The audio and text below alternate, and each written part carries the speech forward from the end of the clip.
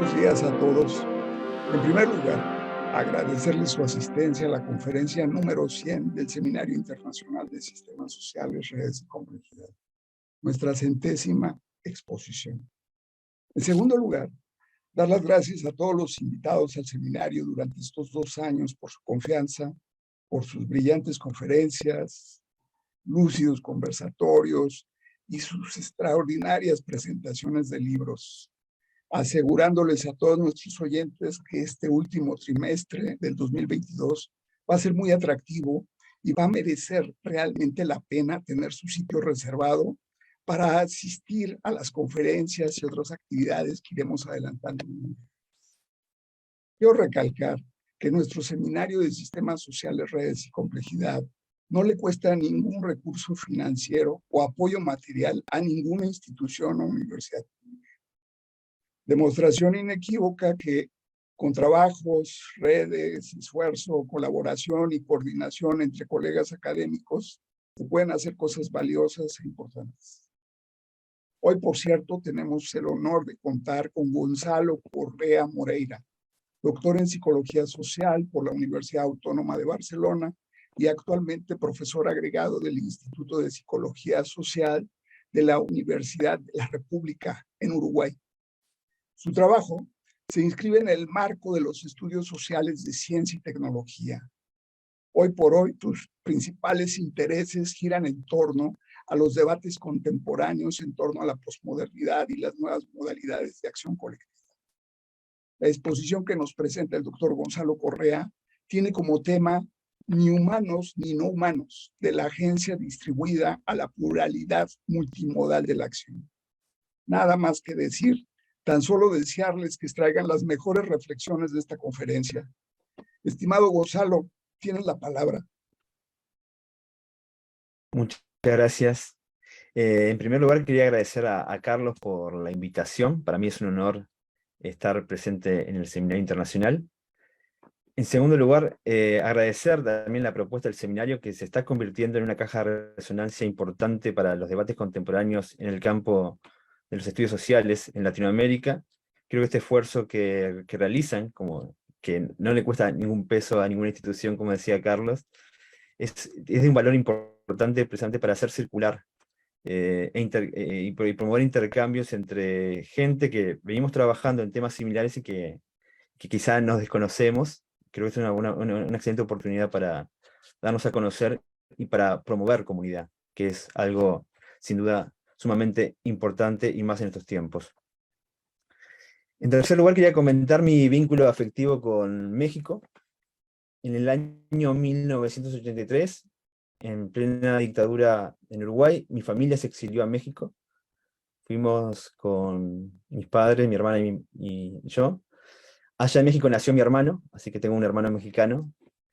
Que luego volvimos a Uruguay, pero más tarde, en el año 2005, él volvió a México y vive ahí en Cancún, así que son muchos los lazos que nos unen.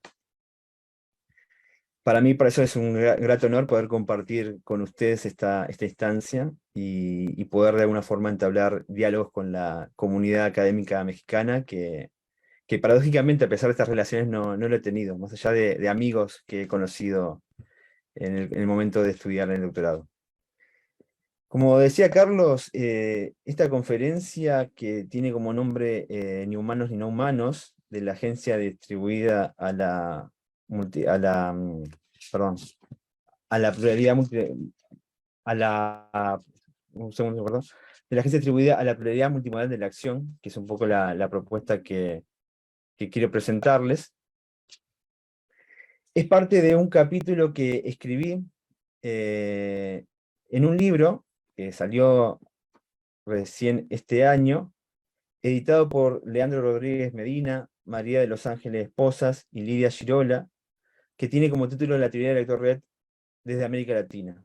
Este libro, editado por el Colegio de México, es un libro que recomiendo, es un libro que reúne diversos trabajos de muchos colegas que venimos pensando desde nuestras prácticas académicas en las universidades latinoamericanas desde la teoría del lector red. Esta conferencia va a estar basada en el artículo, en el capítulo del libro, pero mi idea es usarla como excusa para introducir algunos debates que considero que son relevantes en este momento histórico. Lo primero que vamos a encontrarnos en la conferencia es precisamente esta puesta en cuestión del uso de la etiqueta humano y no humano, que ha sido fuertemente utilizada en el marco de la teoría de Hector Red. Hoy por hoy podemos ser testigos de cómo esta imagen de lo no humano aparece cada vez con más fuerza en los trabajos académicos en el campo de las ciencias sociales. Hay una preocupación cada vez más fuerte de poder dar cuenta de que nuestras sociedades, las sociedades humanas, no son posibles si no tenemos en cuenta la participación de un conjunto inmenso de entidades catalogadas como no humanas. Así, la idea de lo no humano aparece como una categoría que intenta romper con toda una tendencia antropocéntrica presente en los estudios sociales, en las ciencias humanas, y que hoy por hoy se encuentra en una crisis que consideramos importante profundizar. La participación cada vez mayor de estas entidades no humanas se debe en parte también a una serie de debates contemporáneos o preocupaciones que tienen que ver con la crisis ambiental. Muchos autores hoy por hoy hablan del antropoceno, es decir, cómo la propia acción humana ha producido cambios significativos en el planeta. Cada vez más somos conscientes de la importancia que tiene la tecnología en la composición de quienes somos. Es decir, las entidades no humanas, es decir, aquellos seres que son en principio pensados como no humanos y que forman parte de nuestras sociedades y de nuestros mundos, comienzan a adquirir cada vez mayor importancia y visibilidad para pensar precisamente quiénes somos en relación a estas entidades.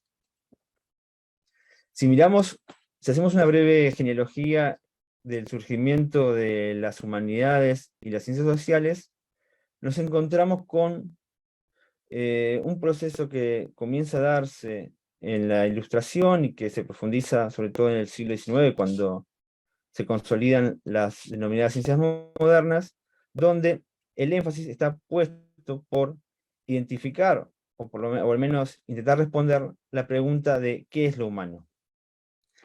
Así, la inquietud por lo humano nace también en un momento en que comienza a producirse una escisión que va a ser significativa para el devenir de nuestras ciencias, que es la distinción entre naturaleza y cultura. Esto va a tener también un correlato en el campo del conocimiento, que va a ser la producción de las denominadas ciencias físicas y, en el otro lado, la producción de las ciencias humanas. La teoría del actor red, o teoría de la traducción, o sociología de las asociaciones, o sociología asimétrica, como le gusta llamar a Miquel Domènech y Francisco Tirado, es un conjunto de trabajos nacidos a finales del 70, desarrollados en la década del 80 y profundizados en los 90 y 2000, que tiene como eje central poner el acento en la importancia que tienen estas entidades denominadas no humanas en la producción de la sociedad. Esta teoría, que más que teoría es una suerte de sensibilidad cognoscente, nace en el contexto del campo de los estudios de ciencia y tecnología. Esto no es menor porque precisamente va a ser la preocupación por la comprensión y el entendimiento del papel que juegan las tecnologías en la cultura humana, lo que va a colocar el énfasis en darle cabida a estas entidades llamadas no humanas. Precisamente esta separación natural naturaleza-cultura va a ser un elemento clave para entender cómo la teoría de Héctor Red entiende precisamente la participación de estas entidades. Siguiendo a Latour, uno de los referentes principales de esta teoría, la constitución moderna separa un mundo natural de un mundo cultural. El mundo natural es un mundo asignado por lo físico, un mundo asignado por aquellos aspectos que hacen a entidades carentes de historia, cuyos portavoces principales son los científicos.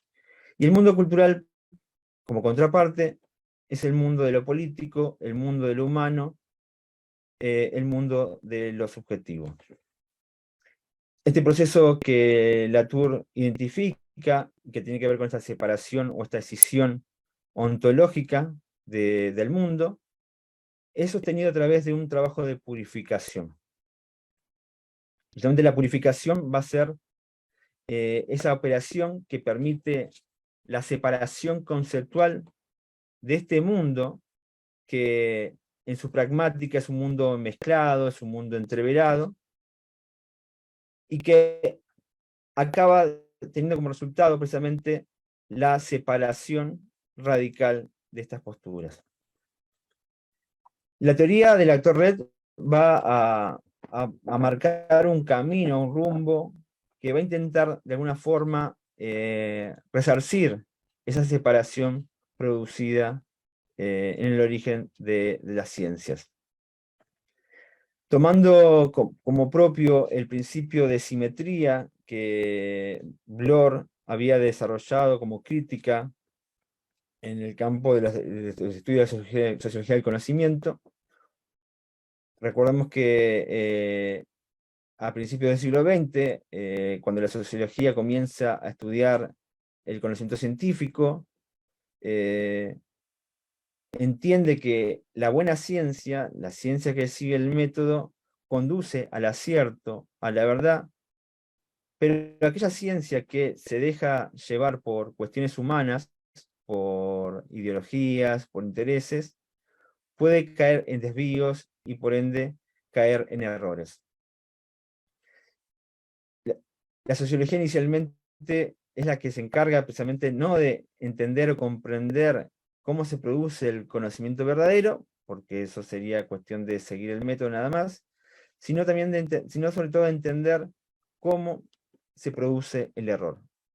Precisamente en la década del 70, Bloor va a cuestionar esta separación, este reparto, esta suerte de división del trabajo, donde a la epistemología le compete hablar sobre el conocimiento verdadero y a la sociología hablar solamente sobre el conocimiento erróneo, para introducir precisamente el principio de simetría, que básicamente consistía en estudiar tanto el acierto como el error.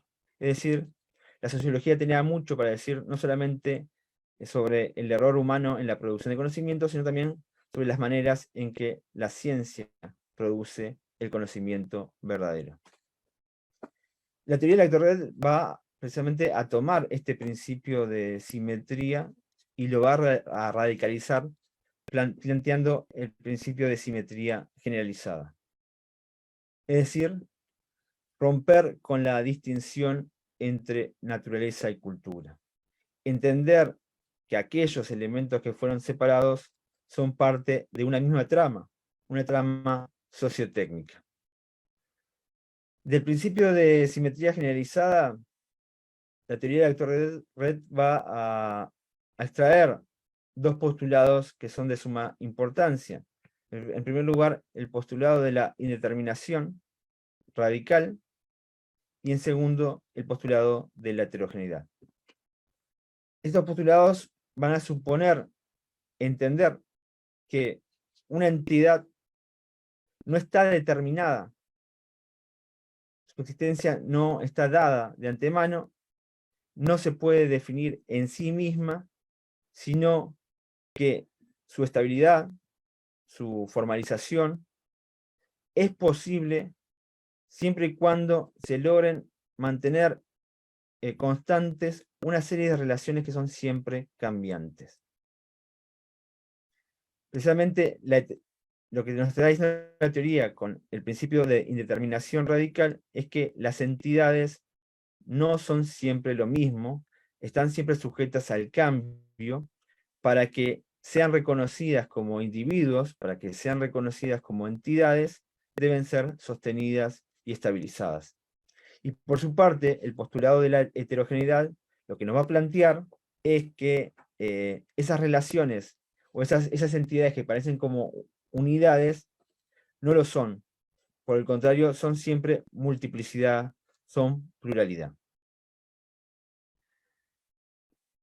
Cuando escribo este capítulo, mi intención no era más que señalar el exceso de la distinción no humano en la descripción y poder de alguna forma dar cuenta de ciertos desvíos que consideraba podrían conducir a la teoría de Tourette hacia una suerte de sustancialización de las entidades que estudiaba, yendo en contra de los propios postulados ontológicos que la teoría establecía.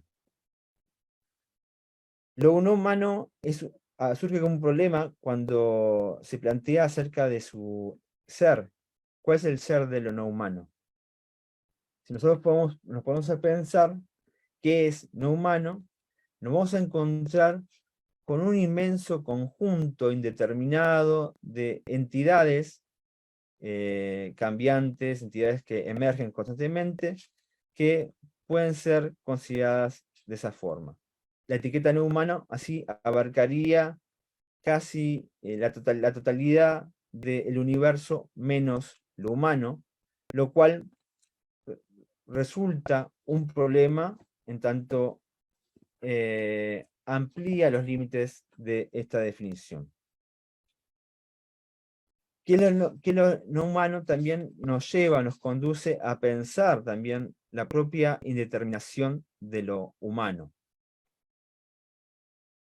Si decía que lo no humano pueden ser sustancias que van desde microbios, pasando por minerales, tecnologías, fenómenos climáticos como huracanes y demás, eso nos lleva también a entender que esa categoría está abarcando una totalidad que no nos contribuye a explicar y sin querer queriendo lo que hace, o lo que acaba teniendo como efecto, es reforzar una suerte de determinación de lo que es lo humano. Y precisamente lo que estamos poniendo en cuestión, lo que estamos poniendo en suspenso, es pensar que lo humano ya está definido previamente, cuando lo humano es algo que está en constante negociación, que está en permanente producción. Lo humano es algo del orden de lo indeterminado, en tanto que no hay una sustancia humana en sí. Lo humano es producto de la composición relacional. Hay una cita de Latour que quiero introducir, que me parece importante para marcar cómo la teoría de la Tourette entiende precisamente qué es lo humano, o dicho de otra forma, cómo es lo humano. Dice Latour: incluso la forma de los humanos, de nuestro propio cuerpo, está en gran parte compuesta por negociaciones sociotécnicas y artefactos. Concebir de manera polar a humanidad y tecnología es desear una humanidad lejana. Somos animales sociotécnicos y cada interacción humana es sociotécnica. Nunca estamos limitados a vínculos sociales. Como mínimo, espero haberte convencido de que si nuestro desafío va a ser atendido, no lo será considerando a los artefactos como cosas. Merecen algo mejor. Merecen ser alojados en nuestra cultura intelectual como actores sociales hechos y derechos. ¿Median nuestras acciones?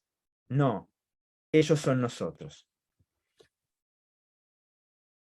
Precisamente esta imagen de que las tecnologías no son algo distinta a lo humano, sino que las tecnologías somos nosotros, nos habla también del carácter híbrido y compositivo del humano. Las tecnologías, lejos de ser meros objetos culturales o cosas, forman parte constitutiva de lo que somos como humanos. Podríamos decir que ontológicamente somos indeterminados y nuestras existencias están sujetas a múltiples intercambios. En ese sentido, la separación entre humano y no humano no pertenece al plano ontológico, sino al plano de la distribución de lo existente. Un elemento que la teoría de la Torret enfatiza es la imagen del tejido sin costura, o dicho de otra forma, la trama sociotécnica que compone nuestras existencias. Ontológicamente, es decir, en materia del ser, el ser humano o la expresión de quienes somos en tanto que humanos es siempre de carácter híbrido y heterogéneo. No podemos separar quienes somos de las cosas que componen nuestra existencia. ¿Sí? Ahí podríamos entrar a diferentes niveles, a diferentes planos de la composición del humano, vinculado también a elementos que tienen que ver con la composición mineral de nuestros cuerpos, con estructuras más complejas como el ARN, o con la existencia de microbios, bacterias dentro de nuestros organismos. Es decir, podemos hacer ese ejercicio mental de descomposición del cuerpo para poder lograr comprender y hacer visible la existencia de un montón de individuaciones no humanas en la composición de quienes somos. Del mismo modo podríamos ir más lejos y pensar en los satélites, o pensar en la ropa, o en otro tipo de soportes, como por ejemplo la arquitectura y demás, que hacen a la propia existencia humana y que son parte del territorio existencial que nos compone. La agencia distribuida es el concepto que engloba esta concepción radical de la simetría que nos propone la teoría de la vector-red. En el campo de las ciencias sociales siempre ha habido una discusión clásica entre estructura y agencia. La cuestión de que si la acción humana es producida por la sociedad o si son los individuos quienes producimos las acciones.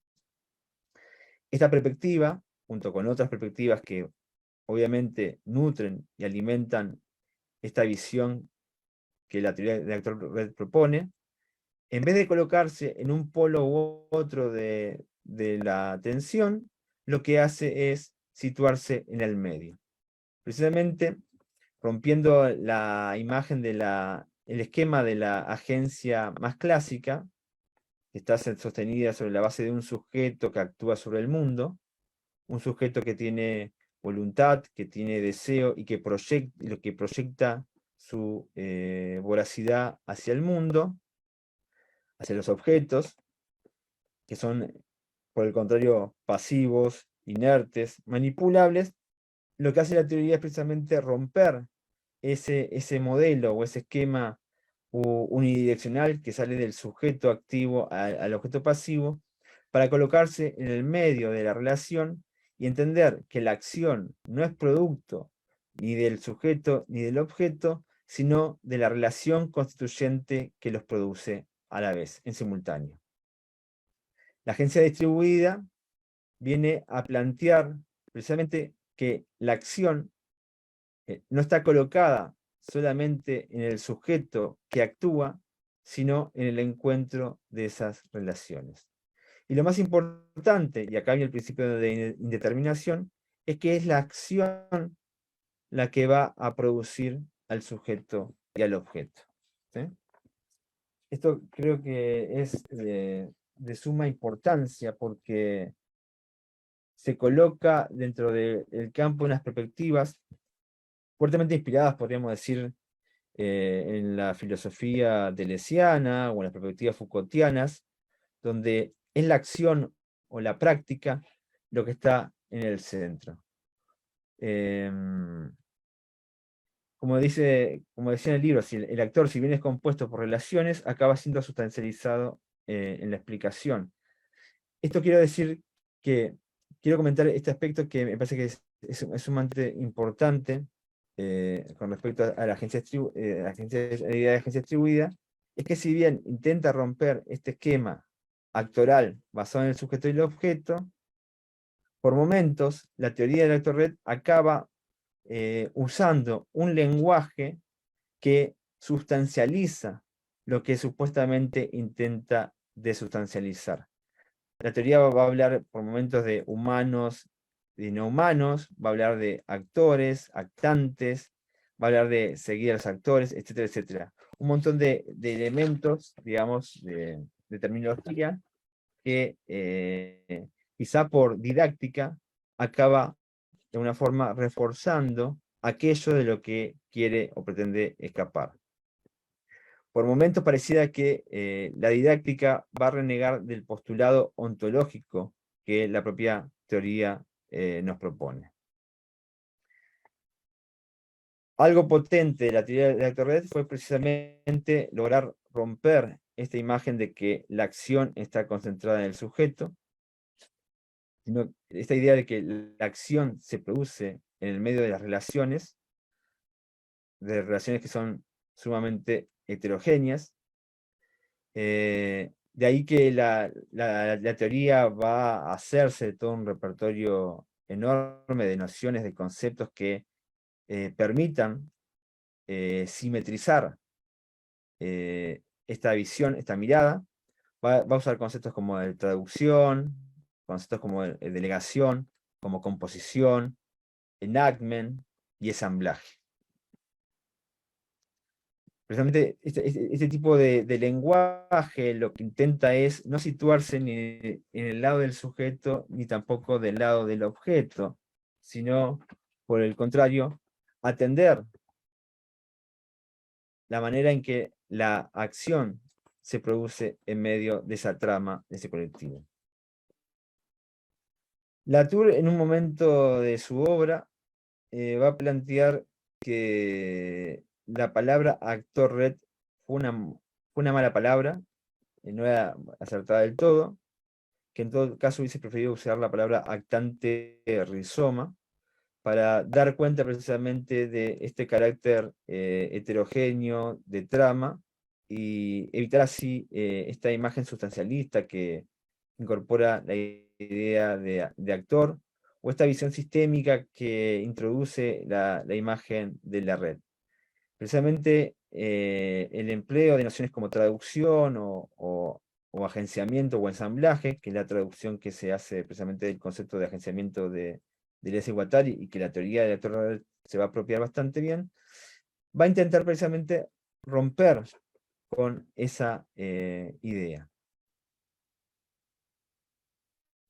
El problema que planteo es quizá un problema más de designación o cómo se nomina ciertas nociones. Yo me refería a la imagen de actor o a la imagen de humano o no humano, que en ciertos momentos operan como una suerte de atajos o como una suerte de etiquetas que intentan prestar atención a ciertas ausencias, por ejemplo, el no reconocimiento de la agencia de ciertas entidades no humanas, pero que corren el riesgo también de dar un paso hacia atrás respecto al recorrido que la propia teoría pudo hacer en cuanto a ampliar esta visión ontológica de lo social. Por ejemplo, la propia idea de agencia distribuida asume una asignación inicial de la acción, que es posteriormente distribuida. Si bien la imagen intenta plantear que abandonemos la idea de que la acción parte del sujeto y entendamos que esa acción está distribuida en la relación, no deja de, reforzar la idea de que existe una operación de distribución de la agencia y que esa distribución se da en ciertos términos. Lo que nosotros estamos planteando con esta perspectiva es que cómo hacer para evitar reforzar la existencia de los términos, sujeto u objeto, cuando los términos acaban siendo producciones de la propia relación que se establece. Es ahí que en esa distinción, en esos debates, planteo esta imagen de salirnos del paisaje que nos propone la agencia distribuida para adentrarnos a esta imagen de la pluralidad multimodal de la acción. Es ahí cuando me gustaría introducir esta imagen del modo. El modo es una noción que introduce, que trabaja, está presente en la filosofía de Baruch Spinoza. Spinoza es un filósofo del siglo XVII que tiene una visión bastante particular del ser. Plantea que el ser es una única sustancia, que los modos son la expresión de ese ser. Esta línea filosófica que nos propone Spinoza va en sintonía con esta imagen del tejido sin costura, o esta otra imagen de la trama sociotécnica, imagen que intentan romper con esa imagen dualista, o esa separación dualista entre naturaleza y cultura, y volver a restituir esta imagen de este mundo compuesto, esta univocidad basada en la heterogeneidad. Cuando hablo de pluralidad multimodal de la acción, lo que quiero reconocer no es tanto actores o actantes, como dice la teoría, para escaparse de la imagen antropocéntrica del actor, sino centrarnos nuevamente en las prácticas, en las acciones. En lugar de pensar en individuos como tecnologías o humanos, o usar esta distinción entre actantes para reconocer agencia, individuaciones no humanas, el énfasis, lo que propongo es colocar el énfasis en la identificación de los modos que se producen. Esto quiere decir no prestar atención tanto a lo formalizado, a lo estabilizado, sino al conjunto de prácticas siempre constantes, en constante producción, que posibilitan la emergencia de estas entidades a posteriori. De alguna forma, la pluralidad multimodal reconoce precisamente esa diversidad de modos que habitan en la producción de un individuo cualquiera, sea este una tecnología, sea este un animal, sea este un humano. Reconocer que los modos son transversales a este reparto sustancialista que estamos acostumbrados y que coexisten precisamente en la producción de cualquier entidad. Cuando hablo de pluralidad multimodal de la acción, pongo el énfasis precisamente en la existencia de diferentes prácticas o modos de practicar que son claves al momento de producir quienes somos. Esto también, de alguna forma, intenta ser consecuente con el principio de indeterminación radical que la teoría del actor propone, avanzando en la dirección de reconocer que quienes somos comparte mucho con otras formas que han sido catalogadas como no humanas. La idea del modo, o situar los modos, abre el juego a entender que en nuestra vida social en un sentido amplio, incluyendo también otro tipo de sociedades animales, sociedades minerales, sociedades vegetales, entre otras, permiten o posibilitan identificar ese conjunto de acciones que atraviesan el mundo y que hacen que seamos quienes somos. La pregunta por el modo es una pregunta que de alguna forma nos aleja de la pregunta por el sujeto, de la pregunta por los objetos, nos aleja de las separaciones que se pueden realizar en un reparto posterior, y nos sitúa en esta imagen más pragmática, centrada en la acción, donde la pregunta no va a ser por el qué, sino por el cómo. Hablar de la pluralidad multimodal de la acción habilita a repensar, o por lo menos a radicalizar esta agencia distribuida y situar la imagen del humano más allá de una existencia particular. Cuando digo esto me refiero a entender lo humano de otra manera.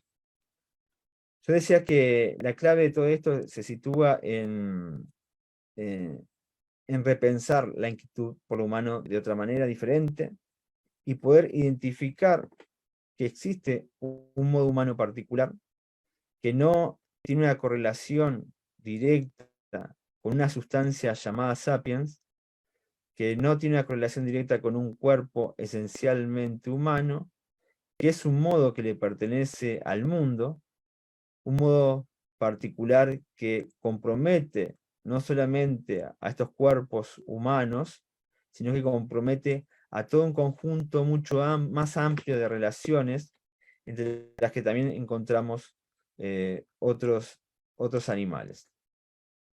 Comento esto porque precisamente el modo humano no es algo que nos pertenezca en sí mismo, sino que el modo humano es algo propio de la producción de la propia tierra.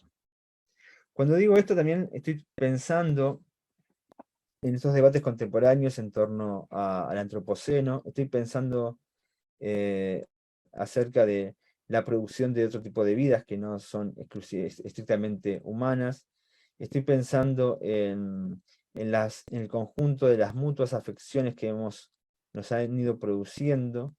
Estoy pensando también en cómo colocar una visión ecológica, más en un sentido guattariano o stengeriano, para pensar las relaciones con el mundo, o los efectos que nuestras prácticas, que nuestras acciones cotidianas tienen en el mundo entero.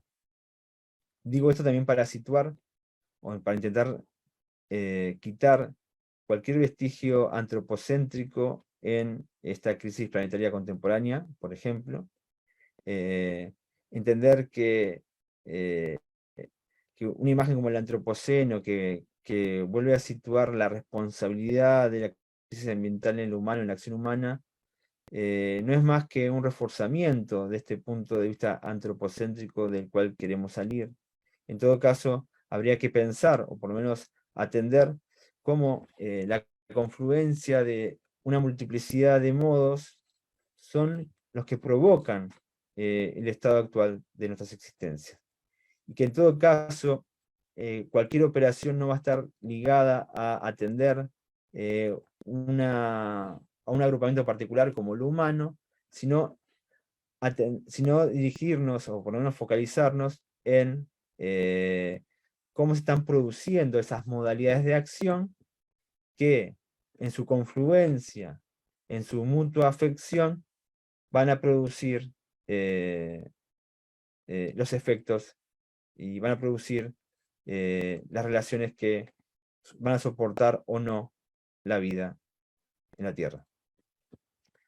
Un poco estas reflexiones también están ligadas a diferentes trabajos que vengo realizando actualmente, algunos vinculados sobre repensar los movimientos sociales, o por lo menos cómo han sido los repertorios conceptuales con los que hemos pensado la acción política de la multitud, tratar de escapar de ciertas nociones centradas en la conciencia, en la razón, en el instrumental, y poder colocar en el medio una multiplicidad de otros elementos vinculados con el cuerpo, con lo afectivo, con las relaciones tecnológicas, y abandonar así esta visión antropocéntrica de la política. Ya no pensar la política como lo propio del humano, como la esencia del humano, sino pensar la política como un resultado, como una acción posible de una trama y una red. De ahí que también podemos pensar, por ejemplo, abandonar esta imagen de los movimientos sociales para pensar las ecologías de acción política, donde el énfasis o el eje no va a estar colocado solamente en lo humano, sino en los múltiples ensamblajes o agenciamientos producidos en esa acción. También otra línea que me interesa mucho trabajar tiene que ver precisamente con las relaciones multiespecies. En particular, en el caso de Uruguay, en Uruguay existen 12 millones de vacas y cerca de 4 millones de habitantes. La vaca ha sido un animal muy significativo en la constitución del Estado moderno uruguayo. En ese sentido, no se puede explicar la producción del Estado uruguayo, por ejemplo, sin reconocer o tener en cuenta el papel o la relación íntima que se ha producido entre ese animal y esta humanidad particular.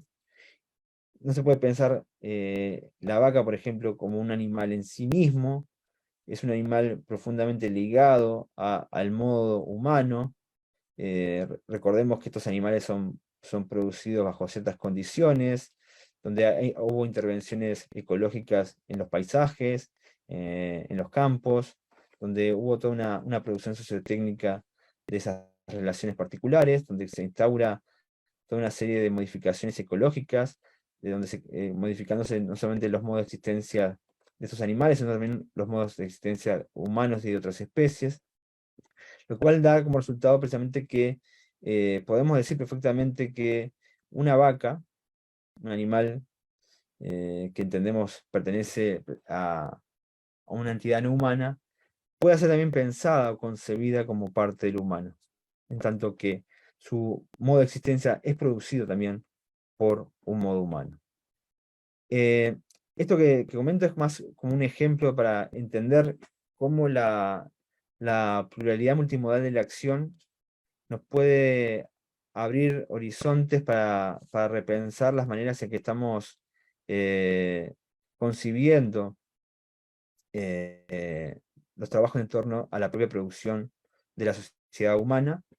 También dan unas pistas para ver cuáles son esas líneas transversales que nos ponen en vinculación con otro tipo de producción u otros modos también necesariamente necesarios, que son necesarios para identificar, para poder también ganar en complejidad en nuestros análisis y poder de alguna forma complejizar aún más la acción política y entender que hay un modo político mucho más amplio, mucho más abarcativo, que engloba también no solamente cómo el humano convive con lo humano, sino también cómo otros modos de existencia pueden de alguna forma estar coexistiendo o componiendo quiénes somos. Un poco quería dejar esta línea argumentativa como para situar algunos hitos de los que he trabajado en el artículo. En el artículo me meto mucho más con los desarrollos espinocianos, sobre todo vinculados con la línea, con la manera con que lo aborda Gilles Deleuze. También entro en debates más particulares de la teoría de Torret, pero que tampoco no quería en esta oportunidad desplegar. Sí me interesaba poner en el centro esta imagen de repensar nuevamente la inquietud por lo humano o pensar lo humano de otra manera en el campo de las ciencias sociales y humanas para poder de alguna forma ampliar nuestros marcos explicativos o nuestros horizontes de conocimiento y así aportar también elementos para los debates contemporáneos en torno a la política humana y la política pensada más allá del humano. Una política que entienda precisamente o que rompa esta imagen de que el mundo es carente de historia o que el mundo es carente de política, cuando precisamente la política es otro de los modos que atraviesa la existencia del mundo y que tiene que ver precisamente con estas relaciones de fuerzas que componen quienes somos. Por ahí, Carlos, quería más o menos situar un poco esta presentación. Me gustaría también eventualmente poder intercambiar contigo, conversar, y si hay preguntas, obviamente en el Facebook hacerla. Pero básicamente era esto, era como dar cuenta sobre todo de esta dimensión más ontológica que la teoría de la Torre propone, para poder dar paso a una ontología política que me parece que es importante situar en los debates contemporáneos de las ciencias humanas, y así salirnos de esta tendencia más sustancialista que nos acostumbra a pensar en individuos o en separaciones tajantes entre especies o rupturas radicales entre elementos culturales y naturales. Muchas gracias. Pues una exposición relevante, sustanciosa y de observaciones detalladas sobre lo humano y lo no humano. Quedamos en espera de preguntas, comentarios. Y bueno, pues mientras nos llegan algunas preguntas o comentarios, quisiera aprovechar un paréntesis para informar de nuestras próximas exposiciones. El próximo lunes 10 de octubre a las 4 de la tarde tenemos la presentación del doctor Javier Espinosa de los Monteros de la Universidad de Anáhuac, México, con un tema muy interesante, es el de la paradoja de los derechos humanos. Al día siguiente tenemos la conferencia del afamado y reconocido Neil Brunson, uno, digamos, de los teóricos sobre organizaciones más importantes, que nos va a dar una conferencia sobre consecuencias de la toma de decisiones, acción, responsabilidad e hipocresía. Él es de la Universidad de Uppsala, Suecia, y el evento será en idioma inglés. Será el martes 11 de octubre a las 9 de la mañana. Y bueno, finalmente, la sesión de nuestro próximo sábado, que es Modos de Existencia, Valores, Modernidad y Ecología en Bruno Latour, el doctor Francisco Javier Salinas Lemos, de la Universidad Adolfo Ibáñez y la Universidad Diego Portales de Chile, que será a las 11 de la mañana. Ya tenemos algunas preguntas. Permítanme unos segundos. Jerjes Loaiza dice: buenos días, un abrazo desde Lima, Perú, del Departamento de Sociología de la Universidad Nacional Mayor de San Marcos. Felicito vuestra ponencia. Solo dos aclaraciones le pediría. ¿Cómo entender la perspectiva ecológica desde un concepto de Guattari? Y por otra parte, ¿cómo pensar el actor red desde la mirada de lactante rizomática, como señalaba usted? Un fuerte abrazo. Bien. Bueno, permíteme un segundo. También dice, ¿cómo institucionalizar una mirada de la política desde una perspectiva abierta y más ampliada? ¿Cómo pasar de la teoría a la praxis en tanto los partidos políticos están en plena crisis y de legitimación en Latinoamérica? Interesante. Bueno, pasamos por la primera, ¿no? Era Guattari y el tema de rizoma. Bien. Félix Guattari tiene un desarrollo bastante particular con respecto a esta imagen ecológica, sobre todo en un texto que él publica en el 91, 92, no recuerdo ahora, que se llama Las Tres Ecologías, donde él precisamente va a colocar esta imagen de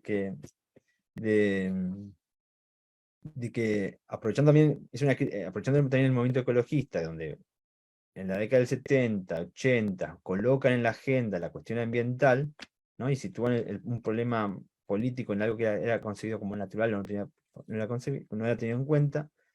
Guattari va precisamente a plantear que la visión ecológica va más allá de lo meramente ambiental y va a proponer las tres ecologías, ¿no? En una propuesta que él va a llamar ecosofía. Las tres ecologías son la ecología social, la ecología ambiental y la ecología mental. que está diciendo Guattari es que es el plano ético de quienes somos, en tanto que sujetos que nos hacemos a nosotros mismos en nuestras relaciones cotidianas con los otros y con nosotros mismos, no se puede separar de la cuestión ambiental. El modo en que producimos nuestras ciudades, el modo en que producimos nuestros modos de socialización, los modos en que generamos nuestras economías, tampoco pueden ser separados de la producción del sujeto que somos y tampoco de la cuestión ambiental. Lo que hace ahí Guattari es radicalizar esta visión ecológica y llevarlo del plano ambiental, pasando por el plano político hasta el plano ético. Y precisamente ese pasaje, esa dimensión, dialoga bastante con esta imagen o estos postulados que la propia teoría del actor plantea, ¿no? En el entendido de que precisamente quienes somos en tanto que sujetos no se puede separar o distinguir de otros modos de acción. Por ejemplo, ¿no? ¿Qué decidimos comer? ¿O qué decidimos, o qué vestimenta decidimos usar? Es inseparable de los modos, en cómo se está produciendo, por ejemplo, el capitalismo, o es inseparable en cómo está produciendo cierta moda, o es inseparable a su vez de cómo se está produciendo, por ejemplo, la contaminación de un río producto de los emprendimientos fabriles en tal lugar, en tal región de Asia, por ejemplo, que en principio parecía que no tiene nada que ver con nosotros, pero las cadenas, las relaciones, hacen que conformen o compongan un mismo proceso.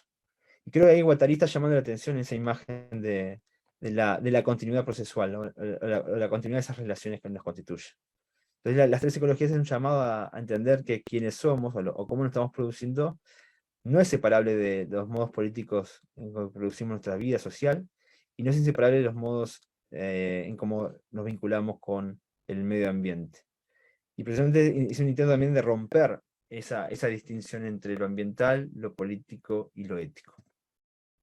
En relación a la segunda, a la imagen del lactante rizoma, es algo que el propio Latour plantea, ¿no? Actor red es un mal nombre, hubiese sido más adecuado hablar de lactante rizoma. Y acá dos cosas. La primera es lo poco que he citado de Deleuze en Latour. Sin embargo, la obra de Deleuziana tiene una fuerte influencia en cómo se piensa la teoría del actor red. ¿Sí? Recuerden, la teoría de la actor red comienza a finales de los 70 con los estudios de laboratorio, y se continúa en las décadas de 80. Son estos primeros trabajos que precisamente van a tomar algunos elementos que ya aparecían en El Antiedipo o en Mil Mesetas, ¿no? Libros que son coescritos entre Deleuze y Guattari, y que de alguna forma introducen una serie de conceptos o nociones que nos ayudan a pensar. Entre ellas está la noción de composición, por ejemplo, en el cual Latour va a tomar mucho de esa noción. Es una noción que el propio Deleuze va a trabajar de la obra espinociana, la compositio, que le va a permitir también entender esta imagen no sustancial de los individuos, sino que los individuos siempre son resultados de relaciones o cuerpos de cuerpos, como dice Spinoza. Y otra noción va a ser clave, que va a ser la teoría de actor red, es la noción de agenciamiento, que se traduce como ensamblaje, ¿no? Porque pasa del francés, del agencement, pasa a assemblage, y de assemblage pasa a ensamblaje al español, ¿no? Son una serie de traducciones literales de estos conceptos. Incluso Manuel de Landa va a hablar de la teoría de los ensamblajes, porque Manuel de Landa va a extraer de la obra deleuziana una teoría de los ensamblajes que va a poner a jugar, y por ahí hay otra de las influencias de estas nociones. Cuando Latour habla de rizoma, dice, bueno, claro, capaz que la noción de red nos lleva a la formalización. La noción de actor es muy antropocéntrica. Lo mejor hubiese sido actante rizoma, entendido que actante es una noción simétrica, que atribuye acción a un objeto, ¿no? Esto es sacado también de la teoría literaria de Greimas, la semiótica, donde aparece la imagen de actante, y la noción de rizoma, que es precisamente esta imagen de esta trama colectiva, heterogénea, cambiante, donde un punto del rizoma puede conectarse rápidamente con otro punto, donde hay un cuestionamiento de esta imagen del origen, donde hay una puesta en suspenso de esta visión teleológica del mundo, y que permite de alguna forma entender que cualquier individuación o cualquier formación singular es producido o es parte de una trama mucho mayor, ¿no? Y creo que esta imagen del rizoma viene a dar cuenta precisamente de esta dimensión, esta complejidad o esta pluralidad de relaciones que se están produciendo constantemente, ¿no? Bueno, déjame decirte, hay otra pregunta del mismo Jerjes Loaiza. Dice, ¿cómo institucionalizar una mirada de la política desde una perspectiva abierta y más ampliada? ¿Cómo pasar de la teoría a la praxis en tanto los partidos políticos están en plena crisis y hay una delegitimación del Estado en Latinoamérica? Sí, lo primero que diría es que no sé cómo hacer eso. Lo segundo, lo segundo es que creo que el primer movimiento es, primero, descentrar la política de los partidos políticos y entender que la política acontece cotidianamente en una multiplicidad de espacios. La política en tanto relaciones de fuerza, o la política entendida también como ese elemento informal que permite de alguna forma poner a jugar cómo queremos vivir juntos, ¿no? Esa es como la gran pregunta de la política, se suscita en una multiplicidad de espacios, ¿no? Esto pensando también de muchas contribuciones que han logrado descentrar la política del Estado, de los sistemas políticos particulares, ¿no? Estoy pensando en el propio movimiento ecologista, donde colocó la política en otro énfasis, o el movimiento feminista, que coloca la política en las relaciones cotidianas, en la intimidad. Nos permiten de alguna forma descentrar la noción política del Estado. Dos, estoy pensando en la crisis de los estados modernos. Podemos pensar en las crisis de los estados latinoamericanos. Habría que ver si los estados si están en crisis o si la crisis es una condición del Estado, ¿no? A mí me suena más que el Estado ha estado siempre en crisis, ¿no? Eh, el Estado es una máquina que siempre está actualizando, eh, que tiene dimensiones que obviamente son condición de posibilidad para la vida social, ¿no? Eso no hay dudas. El Estado habilita procesos que permiten sostener las tramas colectivas y comunitarias, pero también el Estado es una máquina que logra romper con ese tejido cuando lo tiene que hacer, ¿no? El Estado puede fácilmente pasar de un lado a otro y hacerlo de forma simultánea, como bien sabemos en la experiencia. Quizá ahí la clave sería cómo producir política o cómo generar condiciones políticas que no sean exclusivamente dependientes del Estado y que en todo caso puedan lograr transformar al Estado. Hay con un colega español y una colega mexicana, veníamos hace años trabajando en conversaciones informales acerca de repensar el Estado, y hablábamos también de esta imagen de los estados alterados.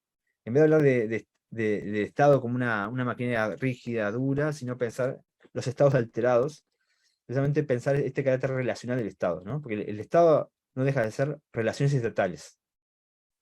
Una relación estatal puede ser darle un documento de identidad a una persona. Una relación estatal puede ser asistir con una ayuda económica a una persona. Una relación estatal puede ser proveer de salud. Una relación estatal puede ser encerrar o violar los derechos humanos, ¿no? Por ejemplo, las relaciones estatales son múltiples, y precisamente a veces solemos pensar que el Estado es uno solo, cuando el Estado es una multiplicidad de relaciones que están constantemente efectuándose. Quizás no pensar tanto en el Estado en sí como si fuera una sola cosa, sino pensar precisamente en esas relaciones estatales que estamos constantemente produciendo, ¿no? Y en todo caso, también cómo alterar esas relaciones que el Estado produce. Creo que hay una clave importante para entender ese ejercicio también de invención de nuevas relaciones. Y yo decía esto, que no tengo respuesta a la pregunta, pero sí lo que me surge es esta imagen de que quizá podríamos empezar a usar otras imágenes para pensar los problemas que tenemos frente, ¿no? Y quizá una manera de responder a esta pregunta es romper la centralidad del Estado, entender que el Estado es una pluralidad de prácticas, de acciones muy específicas, preguntarnos qué relaciones queremos y cuáles no, qué relaciones potenciar, cuáles dejar de reproducir, y quizás por ahí sea un camino también para pensar cómo pensar cuáles serían esas relaciones que potencian la vida colectiva, la vida comunitaria, y abandonar esas relaciones que van en contra de la vida, ¿no? Y que obviamente las sufrimos día a día. Bien. Tenemos otra pregunta de Mónica Santamaría. Nos dice, no tengo preguntas, caray, estoy aprendiendo, muchas gracias, solo quiero felicitar al doctor Correa, al profesor Sedano y la querida UDG por el valor de realizar este evento en sábado por la mañana y mantenerlo por tanto tiempo. Gracias. Okay, pues gracias. Andrés Amat Cáceres, de Chile. Saludos desde Chile. ¿Cómo superar el ecocidio antropocéntrico actual si no es posible ponerse de acuerdo en algo tan elemental como el espacio relacional en el que vivimos? O en palabras de Humberto Maturana, existimos como seres humanos en un espacio que se constituye en la relación entre estos entes estructuralmente determinados que somos. Así, nuestra condición humana toma lugar en nuestra manera de relacionarnos con los otros y con el mundo en que vivimos. Gracias.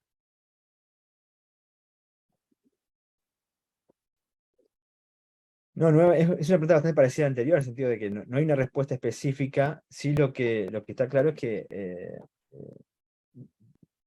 acá no hay que caer ni en la esperanza ni en la desesperación, ¿no? Creo que ahí esto es más como un planteo más ético, ¿no? De cómo situar el problema.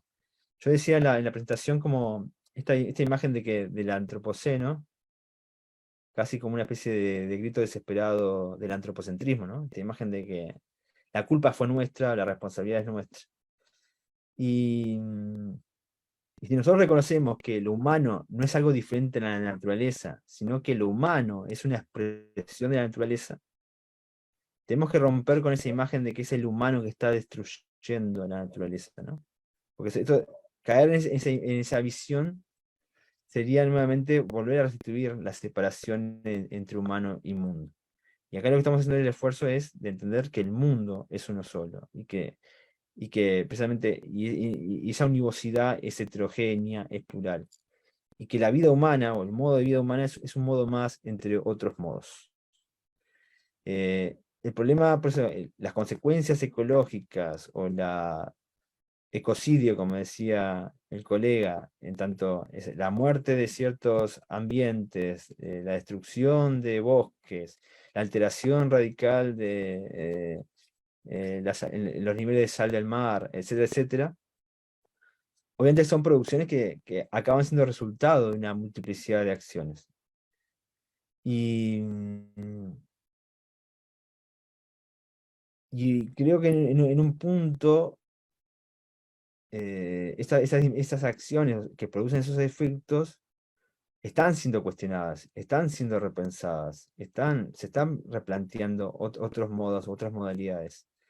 Yo creo que en vez de prestar tanta atención a los modos dominantes que están produciendo esas relaciones, también sería bueno empezar a mirar otro montón de relaciones emergentes que ya existen previamente, que están proponiendo otros modos de relación totalmente diferentes, que creo que por ahí va un poco esta imagen de poder contrarrestar o ciertas tendencias dominantes de ciertas modalidades o ciertas maneras que acaban destruyendo ecosistemas, destruyendo vidas, para poder de alguna forma poner el énfasis en aquellas otras modalidades que están haciendo, que venimos produciendo, que proponen otro mundo y que están en el hacer están produciendo otro mundo. No quiero sonar como optimista, tampoco pesimista. Lo que planteo es quizá la cuestión sea centrarnos en las cosas productivas que venimos generando y poder hacer más énfasis en esas modalidades que se están generando y que son amigables con otras formas de existencia y que no apuntan a la destrucción, sino precisamente a la proliferación de la vida. Entonces, quizá el ejercicio es identificar esas relaciones, darles más valor, darles más importancia, colocarlas en el centro, hacerlas más visibles y poder sumar esfuerzos o adecuar nuestras prácticas a esas modalidades y no a las otras.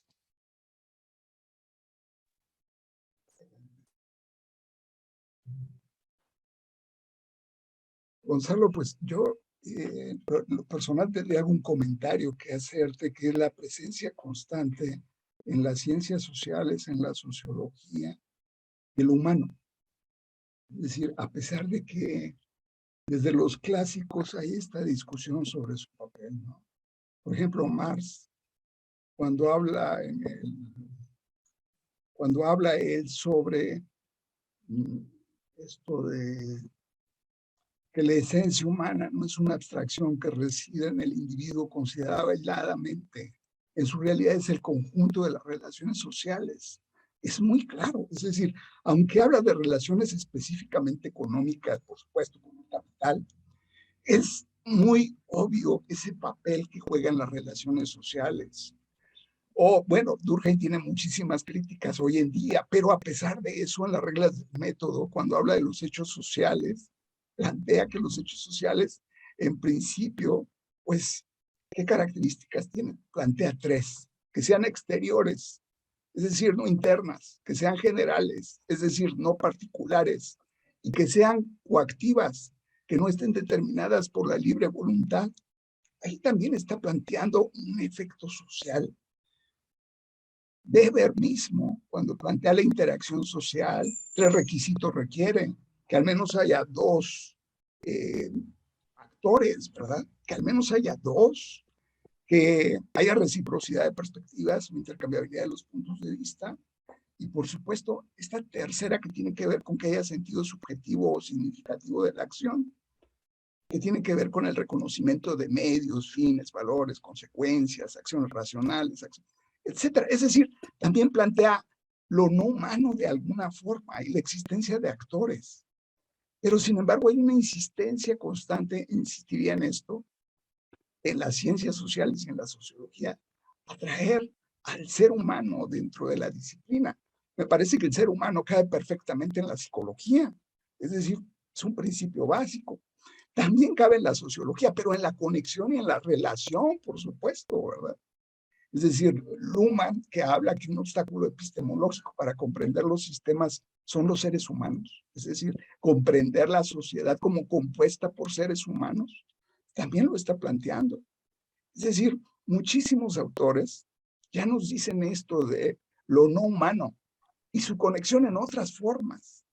Pero, digamos, esta insistencia de que lo social está compuesto y participe de lo humano como esencial, creo que es un punto que hemos tenido durante más de cientos de años en las ciencias sociales.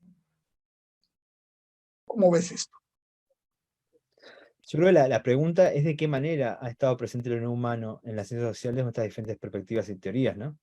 En el caso de Emile Durkheim, estas relaciones son como objetos culturales, ¿no? Estas representaciones culturales, las situamos como representaciones culturales, ¿no? Hay una dimensión mental del humano, del sujeto humano. Porque estas perspectivas, tanto en Marx, tanto en Weber o Durkheim, están trazadas por esta centralidad que tiene el sujeto humano en la producción, ¿no? Porque el tema es, las cosas están presentes, obviamente, en la teoría social, pero ocupan un lugar secundario o terciario en relación con esta producción del humano.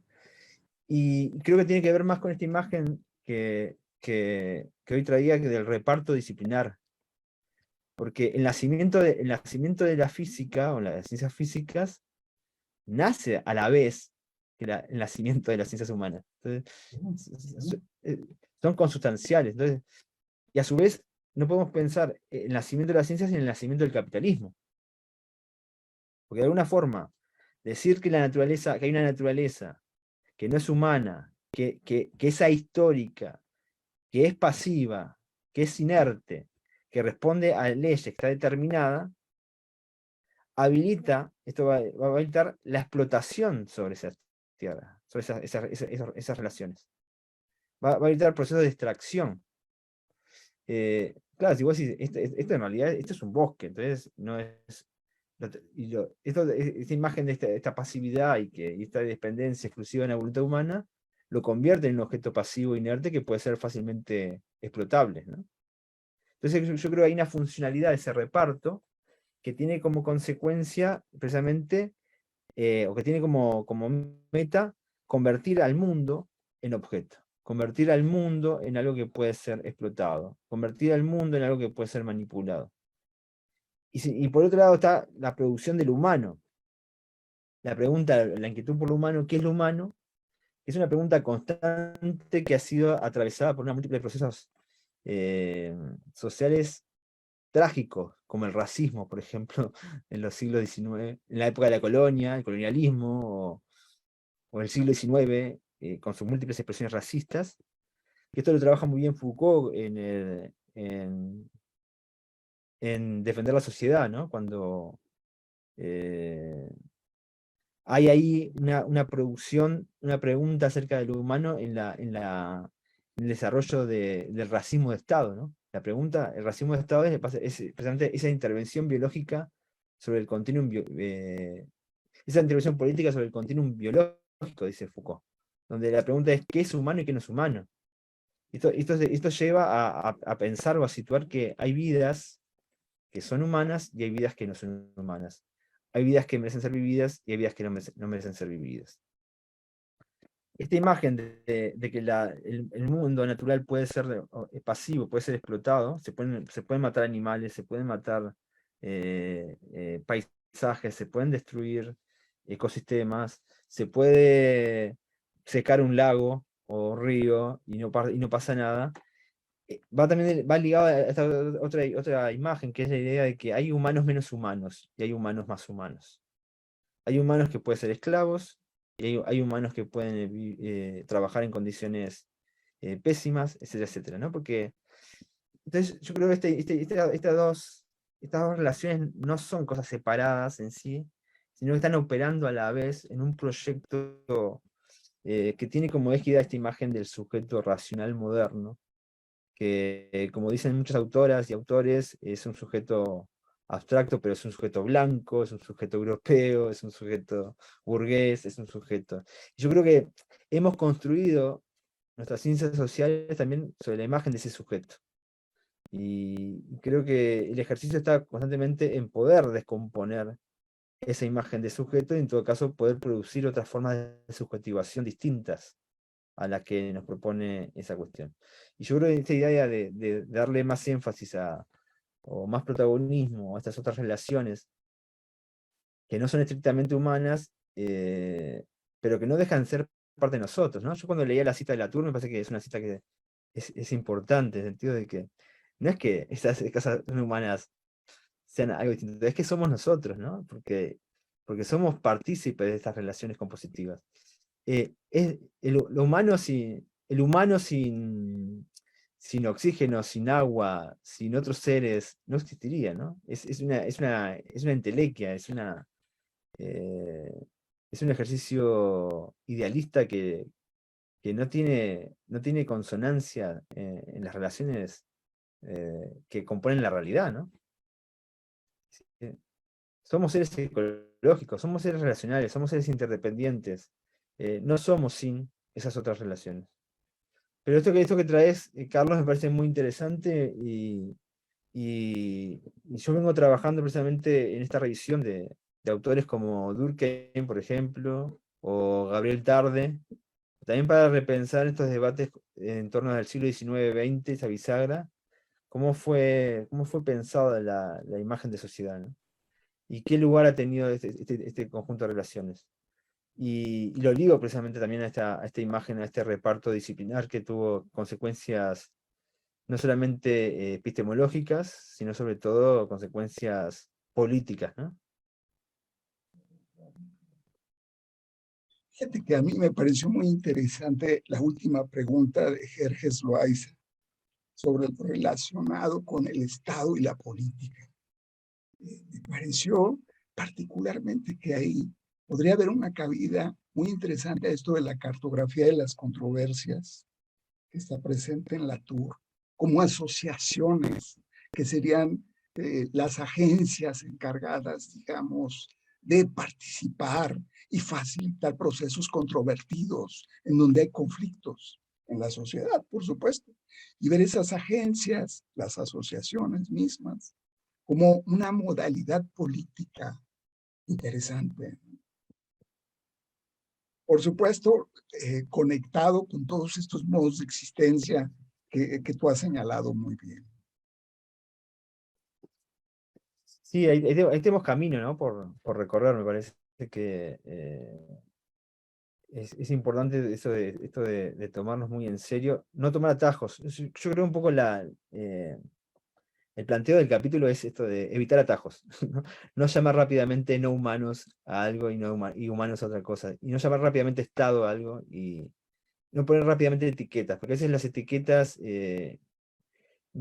así como nos permiten operar, y nos permiten comunicarnos y nos permiten de alguna forma dar cuenta de procesos que nos llevaría mucho más tiempo explicar, a veces nos invisibilizan cosas. Entonces, hacer el ejercicio de poner en suspenso esas grandes categorías, esas grandes nociones, también nos permite ir más lento, ¿no? Esta imagen que Isabel Stenger se insiste, ¿no? Ralentizar nuestros procesos, es decir, bueno, vayamos más lento. ¿Qué estamos queriendo decir cuando decimos no humanos? Bueno, desglosemos esto, ¿no? ¿Qué estamos queriendo decir cuando decimos Estado? Bueno, pues con las muy provechosas y sugerentes observaciones prácticas que se han expuesto, el Seminario Internacional de Sistemas Sociales, Redes y Complejidad, el Departamento de Sociología y la Universidad de Guadalajara agradecen a nuestro estimado doctor Gonzalo Correa Moreira por su valiosa participación. Bueno, nuevamente quiero agradecerte a vos, Carlos, y al seminario, y a todas las presentes que hicieron preguntas, comentarios, y a quienes pueden escuchar. Espero haber estado a la altura del seminario. No quise entrar meticulosamente en el argumento del artículo, que igual lo podemos luego compartir. Pero mi idea era por lo menos esbozar algunos de los temas que trabajé ahí para poder convocar una conversación. Igual, nuevamente te agradezco, Carlos, y estamos a las órdenes y abiertos a inventar nuevas cosas. Gracias.